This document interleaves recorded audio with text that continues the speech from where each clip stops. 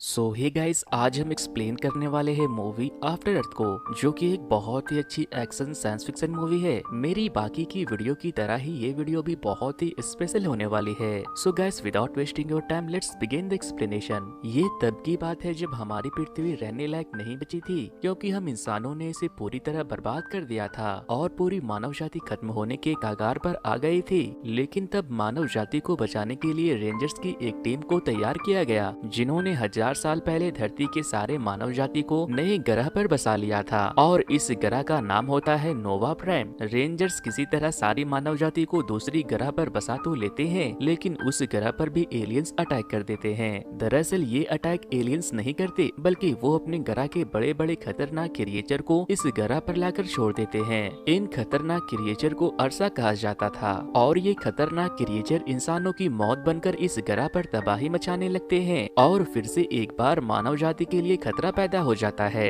लेकिन इन खतरनाक जानवरों की एक कमजोरी होती है कि इनकी आंखें नहीं होती, जिस वजह से ये कुछ भी देख नहीं सकते थे। लेकिन बावजूद इसके ये इंसानों के लिए खतरा होता है, क्योंकि ये इंसानों को उनके पसीने की बदबू से पहचान लेते। जब भी कोई इंसान डरता तो उसका पसीना निकलता और फिर ये उसे सूंघ कर मार देते। और हालात इतने खराब हो चुके थे कि दोबारा से मानव जाति खत्म होने के कगार पर आ चुकी है और फिर से एक बार दोबारा रेंजर्स की जिम्मेदारी है कि वो मानव जाति को बचा ले, क्योंकि 1000 साल पहले भी मानव जाति को रेंजर्स ने ही बचाया था। जिसके बाद अब रेंजर और इन खूंखार क्रिएचर के बीच एक भयानक युद्ध शुरू हो जाता है और इस युद्ध में अर्सा हम इंसानों पर भारी पड़ रहे होते हैं। लेकिन इस भयंकर युद्ध में एक रेंजर सामने आता है जो कि अकेले ही सारे अर्सा पर भारी पड़ जाता है और इस रेंजर का नाम होता है सैफर रेड। और ऐसा इसलिए होता है क्योंकि सैफर जब लड़ता है तो वो बिल्कुल बेखौफ होकर लड़ता है, जिसके कारण इसे बिल्कुल भी पसीना नहीं आता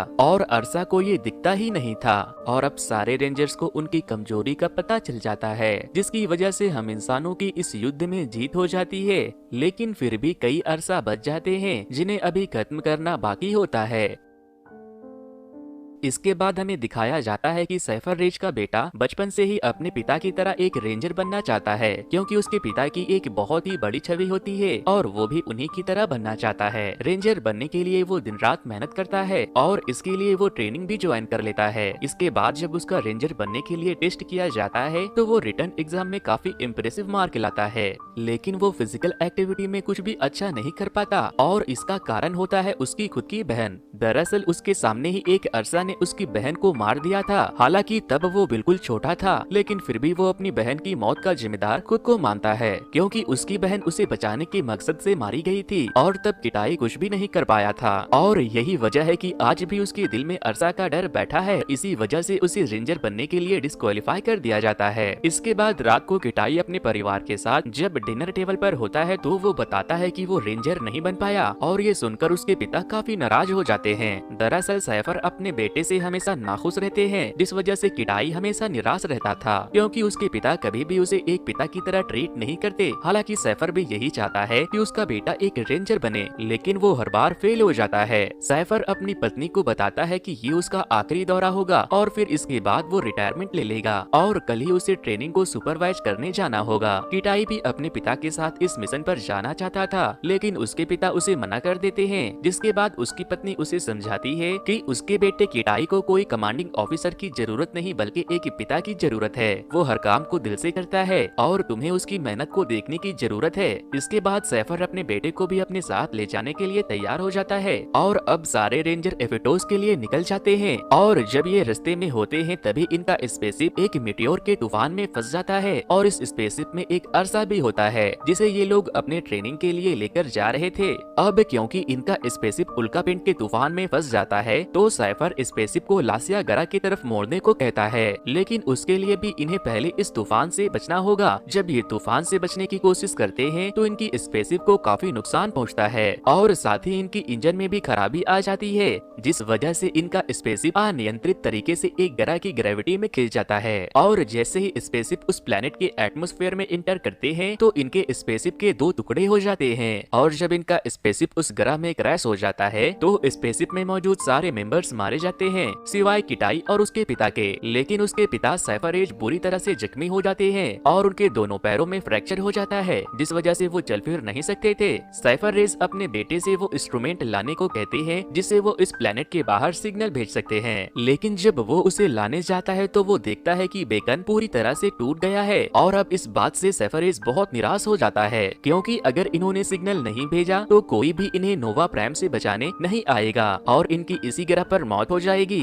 साइफर रेज अपने बेटे किटाई से कहता है कि स्पेसशिप में 2 बेकन थे और एक बेकन स्पेसशिप के दूसरे टुकड़े में था जिसमें अर्सा कैद था, जिसे ये लोग अपने ट्रेनिंग के लिए वहाँ ले जा रहे थे। किटाई को अब स्पेसशिप के दूसरे हिस्से तक जाना है ताकि वो उस बीकन को हासिल कर मैसेज को भेज सके, लेकिन स्पेसशिप का दूसरा हिस्सा उनसे 100 किलोमीटर की दूरी पर है और इस ग्रह का हर एक जीव इंसानों के लिए खतरा है। यहाँ पर साइफर अपने बेटे किटाई को कहता है कि जिस प्लेनेट में हम दोनों अभी है वो कोई और नहीं बल्कि हमारी ही पृथ्वी है, जिसे हम इंसानों ने बर्बाद कर दिया था। लेकिन इंसानों के जाने के बाद ये पृथ्वी फिर से पहले जैसी हरी भरी हो गई है, लेकिन अब इंसानों को इसके एटमॉस्फेयर में सांस लेने में दिक्कत होती है, क्योंकि इंसानों को अर्थ को छोड़े हुए 1000 साल से भी ज्यादा समय हो गया है, जिससे उन्हें उन्हीं कठिनाइयों का सामना करना पड़ता है जो 1000 साल पहले इंसानों को नोवा प्राइम में करना पड़ा था। अब साइफर अपने बेटे किटाई को 6 इनहेलर्स और मिडकिट देता है, साथ ही वो अपने बेटे किटाई को अपना एक हथियार भी देता है जिससे 22 अलग अलग तरह के हथियार खोले जा सकते हैं। इसके साथ ही किटाई के लैब सूट और बैकपैक में डिजिटल कैमरास लगे होते हैं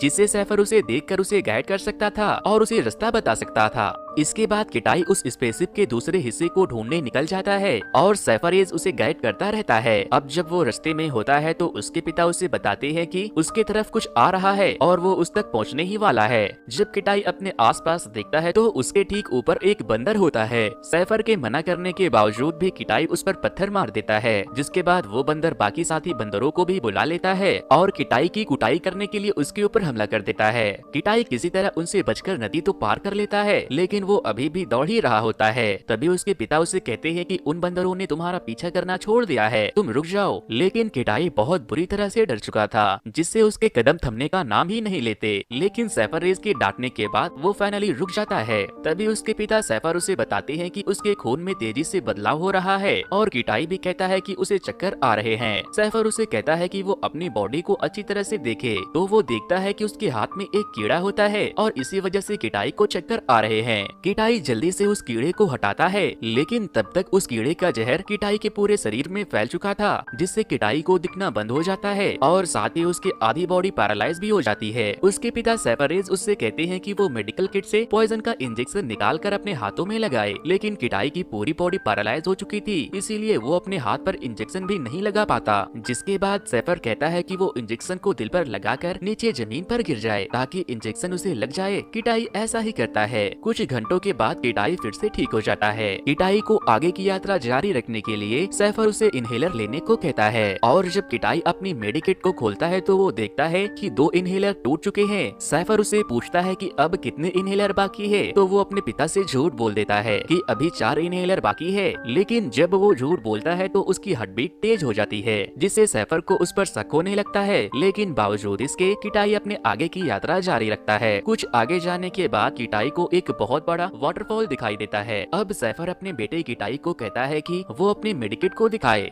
अपने पिता के कहने पर किटाई अपने पिता को मेडिकेट दिखाता है, जिससे साइफर इसको पता चल जाता है अब बस 2 इनहेलर बाकी है। तो वो किटाई को वापस आने के लिए कहता है, लेकिन किटाई साफ मना कर देता है और झरने में कूद जाता है। और जब वो नीचे गिर रहा होता है तभी साइफर उसे बताता है कि तुम्हारे पीछे कुछ आ रहा है और ये एक बहुत बड़ी चील होती है। इसके बाद वो चील किटाई को पकड़ लेता है और जब किटाई की आँख खुलती है तो वो खुद को उसके घोंसले में पाता है जहाँ पर उसके बच्चे भी होते हैं। तभी कुछ अजीब तरह के कैट फैमिली के जानवर चील के बच्चों पर हमला कर देते हैं। हालांकि किटाई उन बच्चों को बचाने की कोशिश करता है, लेकिन वो कैट फैमिली के जानवर उस चील के सारे बच्चे को मार देते हैं और ये देखकर किटाई को भी दुख होता है कि वो उन्हें बचा नहीं पाया। अब जब किटाई यहाँ से आगे की यात्रा पर निकल जाता है तो वो चील भी उसका पीछा करने लगती है। इसी बीच वो देखता है कि उसका वो गैजेट जो उसके हाथ से अटैच था और जिससे वो अपने पिता से कम्युनिकेट कर पा रहा था वो गायब हो चुका है। लेकिन फिर भी वो सूझबूझ से काम लेकर अपनी यात्रा सही दिशा में जारी रखता है। आगे जब किटाई रास्ते में होता है तो वो अपने मेडिकिट में बचे आखिरी इनहेलर भी ले लेता है।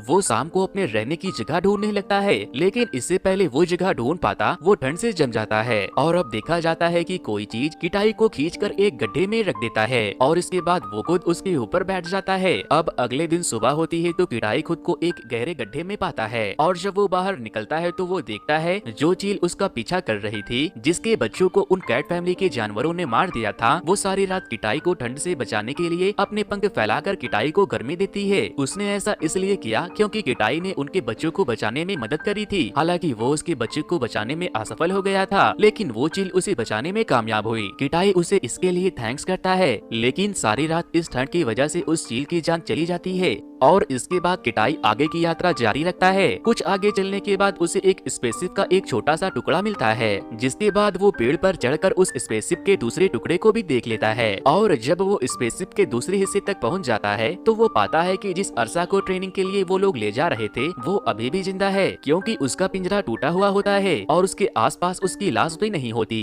यानी कि वो अर्सा उस क्रैश लैंडिंग से भी बच गया था। और अब फिर से एक बार किटाई के मन में डर पैदा हो जाता है। इसके बाद किटाई को उस हिस्से के कॉकपिट से इनहेलर्स और बिकेन भी मिल जाता है। वो एक इनहेलर ले लेता है और बिकेन से सिग्नल भेजने की कोशिश करता है। साथ ही उसे दूसरे हिस्से में वो गैजेट भी मिल जाता है जिससे वो अपने पिता से संपर्क कर सकता है। अब जब किटाई अपने पिता सेफरेट से कांटेक्ट करता है तो वो उन्हें बताता है कि वो उस हिस्से तक पहुंच गया और वो उन्हें ये भी बता देता है कि अब अर्सा पिंजरे से गायब हो चुका है, लेकिन सिग्नल में दिक्कत होने के कारण किटाई अपने पिता की बात नहीं सुन पाता। इसके बाद किटाई उस बिकेन से सिग्नल भेजने की कोशिश करता है, लेकिन ऊपर बादलों में बिजली की परत होने से सिग्नल नहीं जाता और इस बात से किटाई परेशान हो जाता है क्योंकि उसे अर्सा का डर भी होता है। लेकिन अब वो बिल्कुल शांत हो जाता है और अपने पिता की तरह ही सोचने लगता है। उसे ध्यान आता है कि उसके नॉर्थ की दिशा में एक पहाड़ है जिसके चोटी पे चढ़कर सिग्नल को भेजने में आसानी होगी। अब वो उस पहाड़ पर चढ़ाई करना शुरू कर देता है, लेकिन जब वो पहाड़ पर चढ़ रहा होता है तो अर्सा उसको ढूंढने लगता है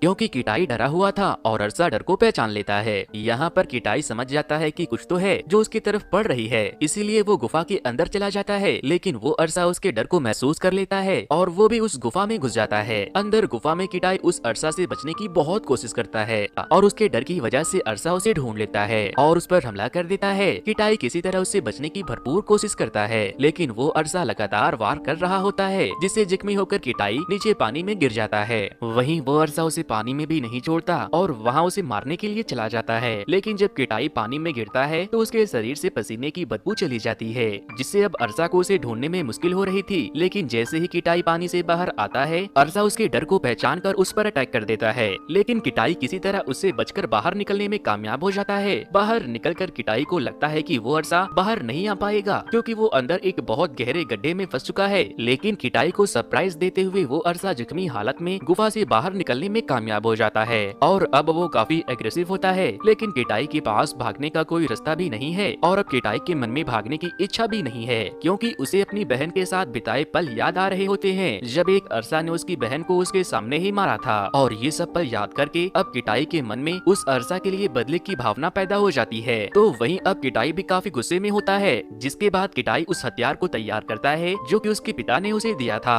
और फिर किटाई उस अर्सा पर अटैक कर देता है क्योंकि अब किटाई के मन में डर नहीं बल्कि उस अर्सा को लेकर बदले की भावना थी, इसीलिए अब अर्सा उसे महसूस भी नहीं कर पाता और इसी बात का फायदा उठाते हुए किटाई अर्सा की अच्छे से कुटाई करता है और आखिरकार किटाई अर्सा को मार देता है। अर्सा को मारने के बाद वो बिकेन से सिग्नल भेजने में भी कामयाब होता है। वहीं किटाई के पिता उसकी बहादुरी को देख काफी खुश होते हैं। बाद में किटाई अपने पिता के पास वापस आ जाता है। मूवी के एंड में हम देखते हैं कि नोवा प्राइम से कुछ रेंजर्स उनकी मदद करने आ चुके हैं और वो इन दोनों को यहाँ से लेकर अपने नोवा प्राइम ग्रह पर चले जाते हैं और इसी के साथ ये कहानी